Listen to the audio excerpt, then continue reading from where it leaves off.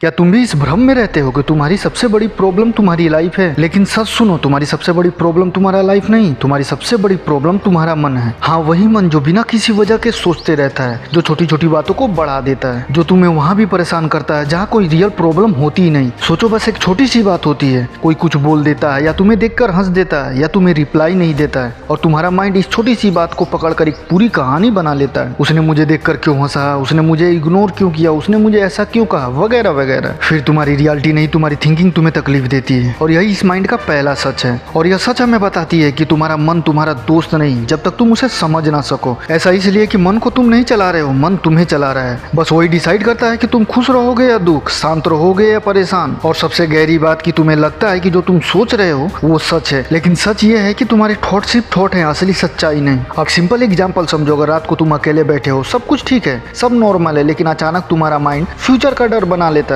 अगर फेल हो गया तो क्या होगा, वो छोड़कर चला गया तो क्या होगा, मैं कर नहीं पाया तो क्या होगा, पैसे नहीं मिले तो क्या होगा। और कुछ ही समय में तुम अंदर से चिंतित हो जाते हो बिना किसी रियल प्रॉब्लम के। यही तो माइंड का ट्रैप है, ये तुम्हें प्रेजेंट से उठाकर इमेजिनरी प्रॉब्लम में फेंक देता है, और तुम फाइट करते रहते हो उन चीजों से जो रियल में इंपॉर्टेंट होती ही नहीं है। अब सवाल ये है कि मन को कंट्रोल कैसे करे जो खुद ही कंट्रोल से बाहर रहता है। यही तो लाइफ की असली जर्नी है, और यहीं से तुम्हारा लाइफ बदलना शुरू होती है, क्योंकि जिसने अपने मन को समझ लिया उसने अपना लाइफ जीना सीख लिया। ध्यान रखना, तुम्हारे अंदर दो चीजें होती है, एक जो सोचता है और दूसरा जो उस सोच को देखता है। बस यही टेक्निक है जो तुम्हारी सोच बदलती है। पहले कोई कुछ बोलता था, तुम टेंशन हो जाते थे, लेकिन अब तुम ऑब्जर्व करते हो कि सिर्फ यह एक शब्द है और मेरा माइंड रिएक्ट करता है। अब तुम रिएक्शन से बच जाते हो और तुम्हारा माइंड शांत रहता है। यही तो फ्रीडम है, और यही तुम्हें शांत भी रखता है। और गहरी बात सुनो, तुम्हारा माइंड कुछ ना कुछ पकड़ना चाहता है, किसी पास्ट को, किसी फ्यूचर को, किसी इंसान को, तो कभी डर को, क्योंकि उस माइंड को खाली बैठना पसंद नहीं होता। और यही पकड़ तुम्हें गुस्सैल, चिड़चिड़ापन और अंदर से भारी बना देता है। सोचो, अगर तुम किसी बात को बार बार सोचते हो तो क्या उसका हल निकलता है? नहीं, वो समस्या और बड़ी हो जाती है, क्योंकि तुम उसे एनर्जी देते हो।